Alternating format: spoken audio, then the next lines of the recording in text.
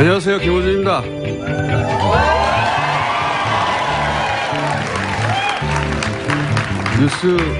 뉴스공장 1주년입니다.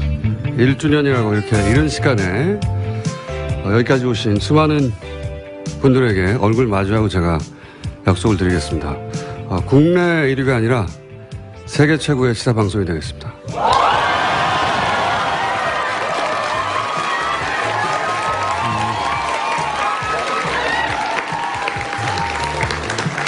그리고 동시에 당부를 드립니다. 이렇게 이런 시간에 여기까지 오시면 가정은 누가 지킵니까? 정신들 차려주시고 뉴스공장 시작하겠습니다.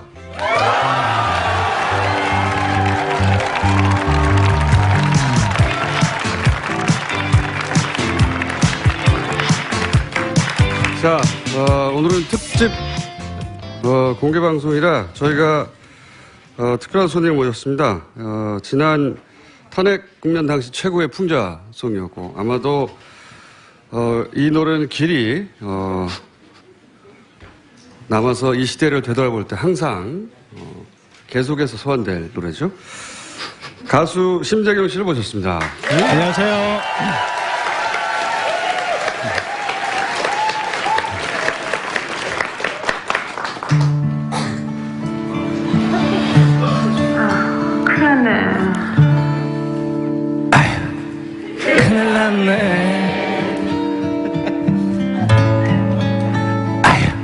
큰일 났어.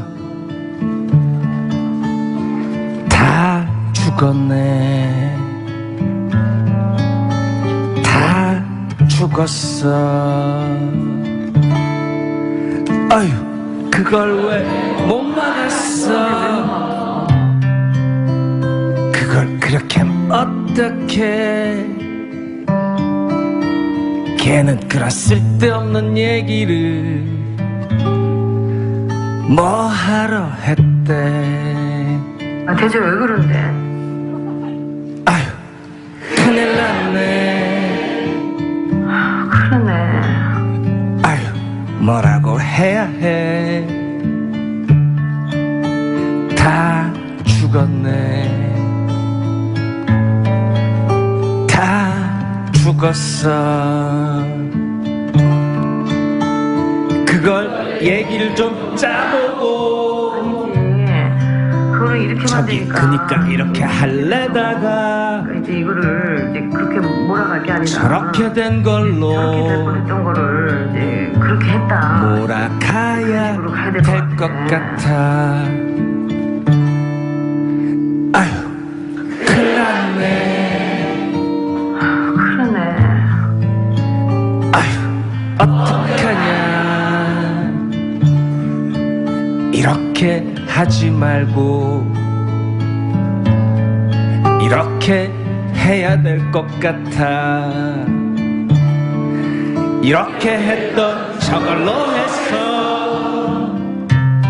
근데 이제 그거를 하지 않으면 이게 되면은 분리를 안 시키면 분리를 안 시키면 이제 나도 이제 분리시켜가지고 이제 그게 다 이제 다 죽어.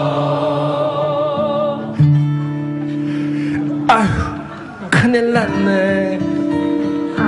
큰일 났네. 아휴, 큰일 났어. 그러네. 다 죽었네. 다 죽었어. 다 죽어. 다 죽어.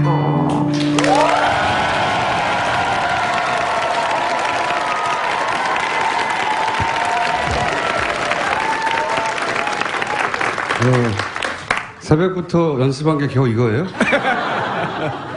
이분들 다 끌어내. 자, 신재경 씨 들어가시기 전에 혹시 이 음악 발표한 이후에 음반 제안은 오지 않았나요? 음반 제안은 안 왔고요. 음원은 냈는데, 음원 수입료가 아주 저조하게 들어오더라고요. 예. 음반 제안이 오지 않았다. 음악시장 관계자들이 다들 현명하네요. 오늘 여기서 헤어져야 될 것 같아요. 감사합니다.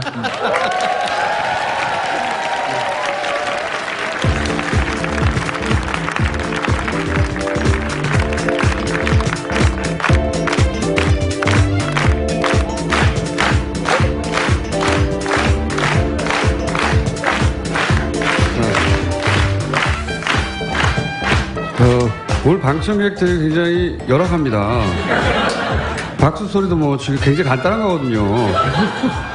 자, 항상 첫 번째 순서를 열어주는 시사인의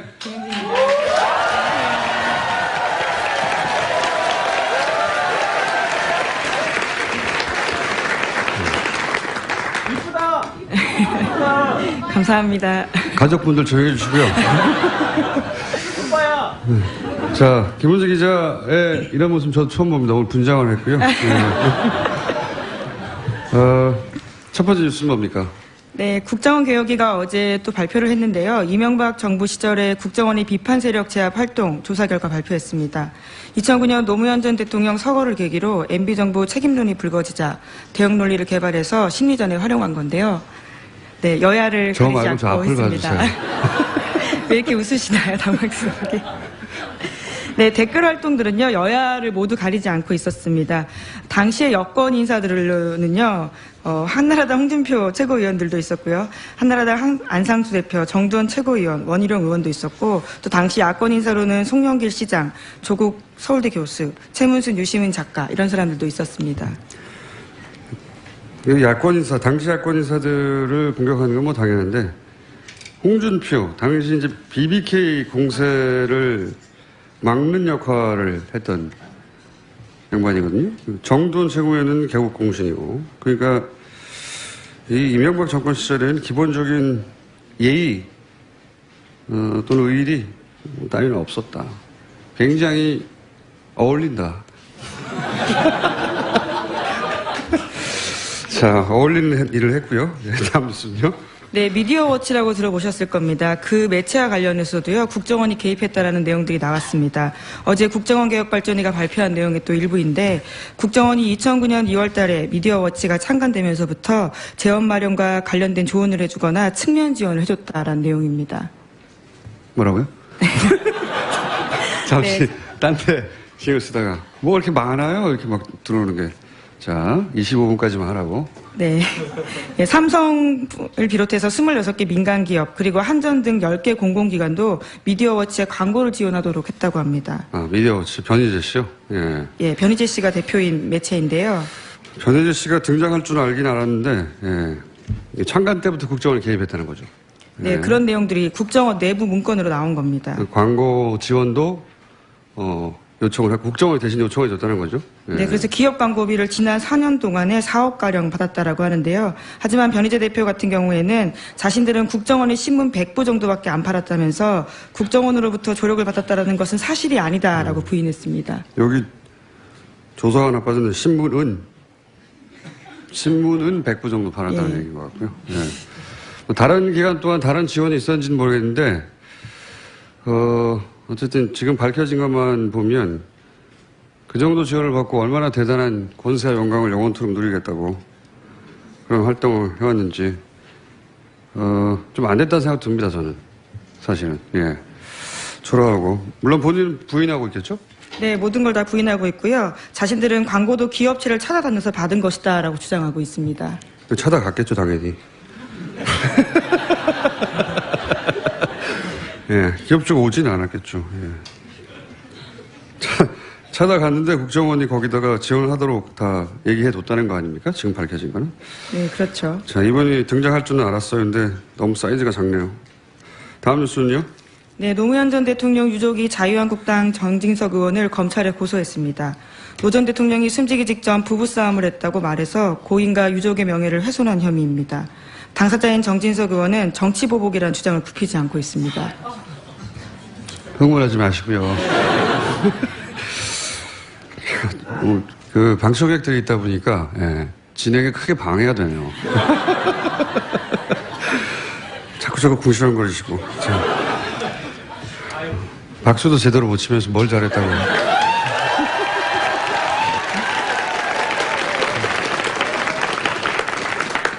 어제 한 얘기지만 이게 일단은 겁나서 그러는 거고요.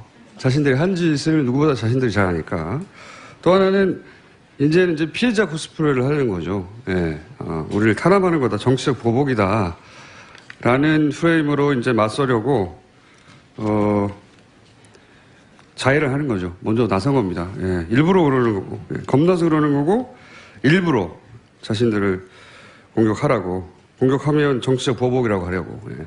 전체적으로 이명박 전 대통령 측과 또는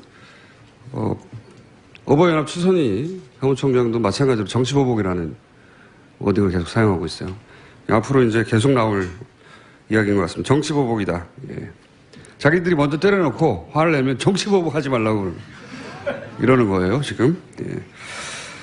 자, 다음 뉴스는요. 예, 뿐만 아니라 어제 홍준표 자유한국당 대표도 노무현 전 대통령 서거 논쟁을 자제하자라고 하면서도 당시 의혹을 다시 걸어냈습니다. 자제하자는 건 자기들이 자제를 해야 되는데 자기들이 문제를 꺼내놓고 그 논리예요. 예, 자꾸 일부러 이렇게 도발하는 겁니다. 앞으로도 계속될 것 같고요, 한동안은. 아마도 이명박 전 대통령이 직접 혹은 최측근이 나와서도 또 똑같은 얘기를 할 거예요. 정치보복이라고. 자, 다음 뉴스는요? 네, 대북 관련된 소식도 계속 전해드리고 있는데요. 리용호 북한 내무상이 어제 25일, 현지 시각으로 25일요, 기자회견을 했습니다. 자청에서 한 이야기인데 내용은 이렇습니다. 미국이 선전포고한 이상 미국 전략 복국기들이 설사 북한 영공을 채 넘어서지 않는다 해도 모든 자의적 대응 권리를 보유하게 될 것이다 라고 말했는데요. 지난 며칠 동안 알다시피 유엔을 비롯한 국제사회의 말싸움이 행동으로 이어지지 않기를 간절히 소원했다라면서도 그러나 트럼프가 지난 주말에 다시 자신들을 자극했다면서 선전포고했다라고 주장했습니다. 말을 잘 들어보면 미국이 선전포고했기 때문에 우리는 자의적 대응 권리를 행사하겠다는 게 아니고 보유하게 될 것이다. 이미 보유하고 있어요. 이미 보유하고 있는데 북한이 성명을 내는 걸 잘 읽어보면 어디까지 진도를 나갈 것인지 굉장히 구체적으로 꼼꼼하고 세심하게 드러냅니다. 보유하고 있다는 거예요. 예. 잊지 마라, 나 보유하고 있다. 예. 보통은 이제 선전포고를 했으면 권리를 행사해야 되죠. 예. 행사할 생각은 없는 것이고, 다만 앞으로 이제 북한이 선전포고를 먼저 했기 때문에 추가 핵실험을 할 수밖에 없다. 이런 논리 전개가 이어지겠죠. 예. 여전히 말싸움 하고 있는 와중이고요. 근데 갑자기 러시아가 등장했어요, 그죠? 네, 관련해서 네. 눈에 띄는 인터뷰가 있습니다. 러시아 NTV와의 인터뷰에서 세르게이 라브로프 러시아 외무장관이 한 인터뷰인데요. 미국은 북한이 핵무기를 보유하고 있다는 것을 확신하기 때문에 북한을 공격하지 않을 것이다라고 말했습니다. 그러니까 자신의 말이 북한의 편을 드는 게 아니라 이런 분석에 모두가 동의하고 있다라고도 이야기했는데요. 미국이 과거 이라크를 공습한 것은 이라크에 대량 살상 무기가 하나도 없다라는 확실한 정보를 갖고 있었기 때문이다라고도 주장했습니다. 이건 뭐 미국을 디스하면서 동시에 북한을 핵 보유국으로 인정한 것과 마찬가지죠. 왜냐하면은 미국이 이라크를 공습하는 대외적 명분은 살상 무기가 있다는 거였어요. 근데 거꾸로 살상 무기가 대량 살상 무기가 없다는 걸 알았기 때문에 공습한 거라는 거고, 예. 동시에 북한이 핵무기가 있다는 걸 알기 때문에 이번에는 공격하지 않을 것이다. 핵이 있고 핵 보유국이다, 사실상. 이걸 인정한 거예요. 그러면서 외무성 미국 국장인가요? 최선희? 예. 네, 북한의 대미외교 핵심 실무자입니다. 그 사람을 러시아로 불렀어요. 네, 최선희 외무성 미국 국장이 모스크바를 방문해서 회담을 가질 예정이라고 어제 북한 통신이 발표했는데요. 조선중앙통신입니다. 최선희와 일행이 모스크바를 방문하기 위해서 9월 25일 평양을 출발했다라고 합니다. 이제 미국은 끊임없이 중국이 해법이라고 얘기하고 있는데, 예. 중국 해법이 사실상 벽에 어느 정도 부딪혔기 때문에 러시아로 이 문제를 풀어볼까 하는 것이고, 이건 문재인 대통령의 러시아 방문과도 인과관계가 있을 거라고 봅니다. 예. 중국보다 러시아가 굉장히 적극적으로 나서서 이 북핵 문제를 풀어보려고 하는 사인들이 드러나고 있다. 네, 이런 초청은 굉장히 이례적인 일이라고 하거든요. 예. 러시아를 주목해서 볼 때가 됐어요. 이때가 중국만 얘기했는데 러시아가 굉장히 적극적으로 북핵 문제를 자신들이 해결하겠다고 나선 겁니다.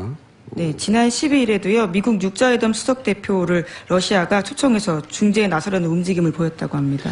이 정도 이제 국제 정세는 뉴스공장 청취자라면 다 알고 있지 못하겠지만요. 아셔야 하는 겁니다. 예. 대답까지 요구한 건 아니에요.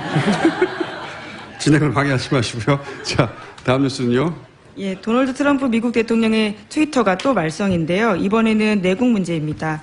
국가 연주 때 인종차별에 항의하는 뜻으로 무릎을 꿇은 일부 미국 프로풋볼 선수들의 행위를 문제 삼았습니다. NFL 경기 보이콧까지 주장하자 구단과 선수들이 집단으로 반발하고 있습니다.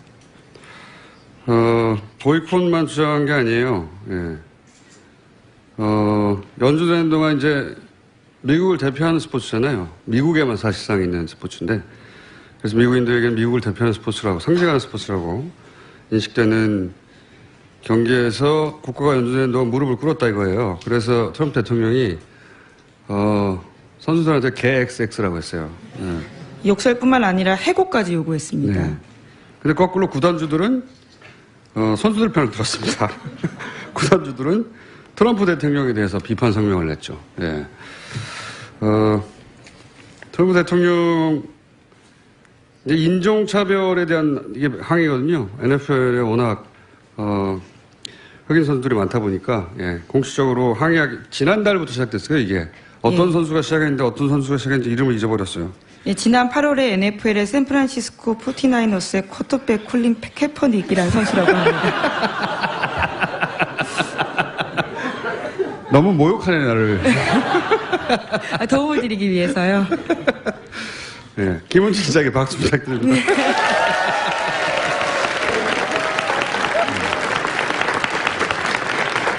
네, 밖에 계신 분들은 박수 쳐도 소리 안 들려요. 더욱 박수를 치시네. 네. 밖에 안에 한 200 몇십 명 정도 앉아 계시고 밖에 거짓말 안 못하고 한 1000명 정도 됩니다. 네. 1000명 돼요. 날 비웃은 거예요 지금? 하여튼 7, 800명 정도 합쳐서 한 1000여 명 오늘 아침에 이 새벽에 정신도 없이 오셨네요. 자, 트럼프 대통령은 근데 이게 의도적인 면도 있어요. 예, 자기가 어차피 진보 진영에서 지지받지 못한다는 걸 너무 잘 알고 있고, 그래서 자신이 확실히 표를 얻을 수 있는 곳만 계속해서 때리는 행보를 하고 있습니다. 네. 그러면 그럴수록 탄핵의 시기는 다가오고 있는 것 같다고 저는 생각합니다. 제가 말을 시킬 때만 하시고요. 진행을 경찰에 신고 좀 해주세요. 이거.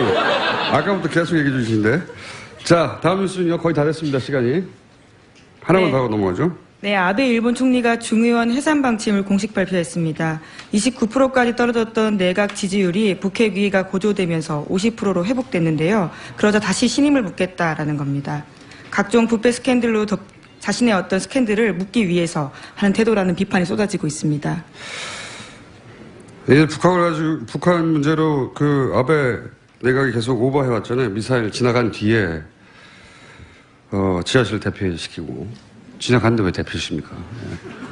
그리고 미사일이 지나간 상공 거기서 한 5, 600km 서울 부산보다 훨씬 멀어요. 예.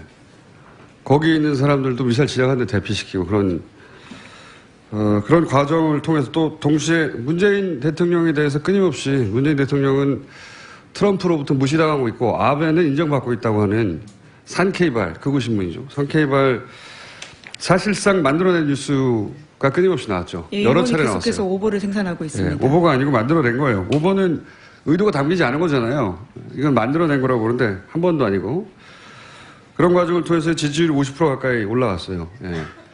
근데 웃기는 거는 그렇게 산케이가 계속해서 만들어낸 가짜 뉴스를 우리 언론이 반갑게 받아 썼죠. 보수 신문에서. 예. 그것도 한번 총정리해서 저희가 얘기할 텐데 여하간 이 틈에 실임을 묻겠다고 아베 총리가 나섰어요. 예. 개헌을 하려고 하는 거죠. 예. 개헌에 3분의 2가 필요한데 3분의 2까지는 못 얻는다. 예. 예언하는 바입니다. 예. 예언이 틀리면 아베한테서 따지세요. 자, 오늘은 여기까지 해야 되겠습니다. 시사인의 김은지였습니다. 감사합니다.